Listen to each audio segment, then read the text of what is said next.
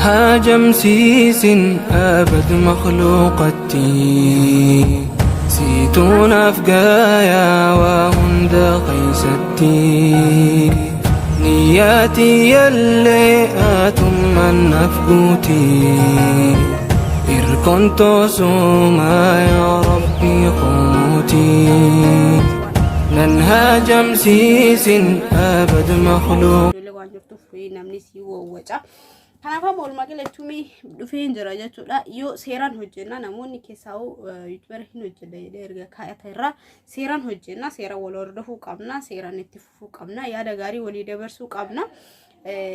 Yaada adda addaa uumuu qabna hundi keenya jechuudha. Namoonni yaada adda addaa uumurra maaliif ati ka'umsa mataa keetti irraa kaatee yaada addaa fiduu qabda.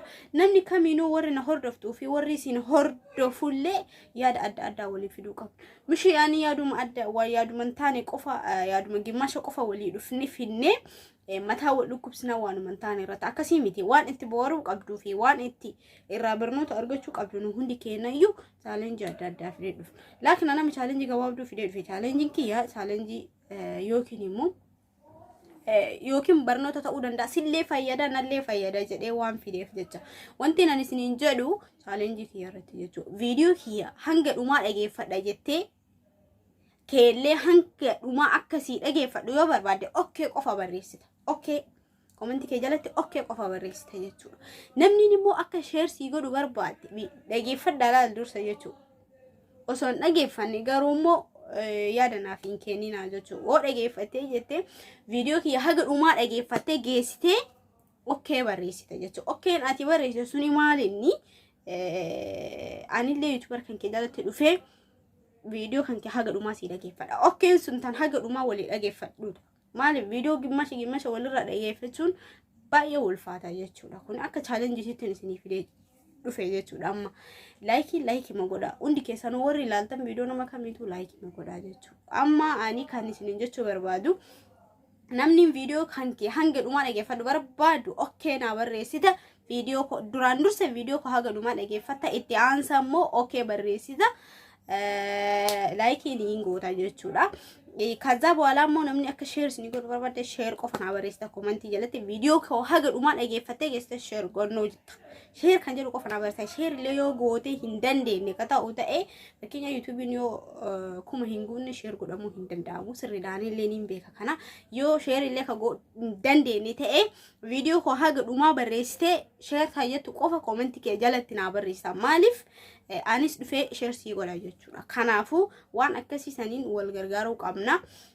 Garuu kanneen hundaa'u video ko haga dhumaa osoo hin dhageeffanne waan kana hundaa'uu hin godhina jechuudha. Maaliif warri afaan kee dhageettan hundi keessanuu akka challenge sitti waliin adeemna. Video kan kee haga dhumaa yoo dhageeffadhe anis achiin dhufe kan namni share gootee hin dandeenye share me qofa na barreessita comment kee jalatti. Share kayyatu qofa na barreessita.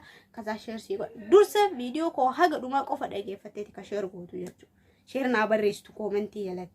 Video ko haga dhumaa dhageeffattee geessite kaza bwala share kayyatu na barreessita comment kee jalatti. Yoomma ati share gootee ka dandeette share yuuniin goota comment kee jalatti illee share kayyatu niin barreessa anillee share sii godha jechuudha. Like ma godhi.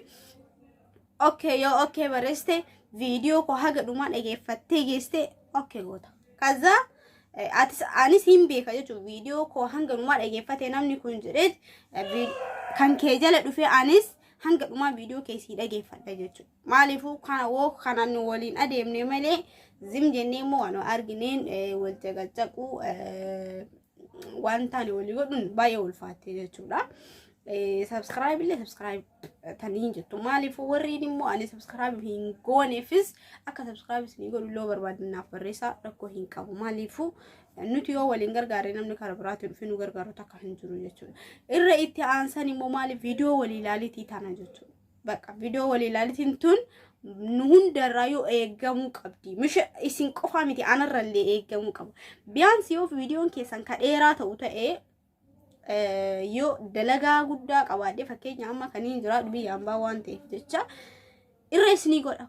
Sababni ni videos bilbili kiyya irratti banee isinii dhiisa. Maaliif irratti banee isinii dhiisu sun akka waan fi kiyya ilaaletti. Yoo maatillee yaada gaarii qabaattee video akka kiyya kanatti gabaabaa ka ta'u ta'e videoon kan keessa irra sii dhageeffadha. Yoommoo video dheeraa daqiiqaa 100 daqiiqaa akkana fakka waraabuu jira ijoolleen irra sii godha.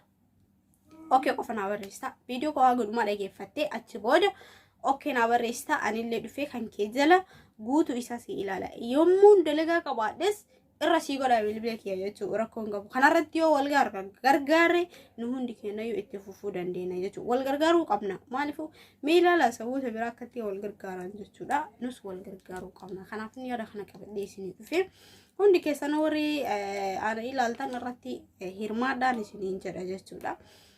Kanaafuu immoo kanarraa yoo ni dubbanni malee waan challenge waan adda addaa yoo itti fufnee finne maleedha la faayidaan takka hin jirtu jechuudha. Obboleewwan kiyya wanti isin jechuu barbaadu itti aansa jechuudha. Wanti isin jechuu barbaadu itti aansa nuti baay'inni kenna namarratti hojjechuu yookiin immoo waan sirbaa sunillee rakkoo hin qabu.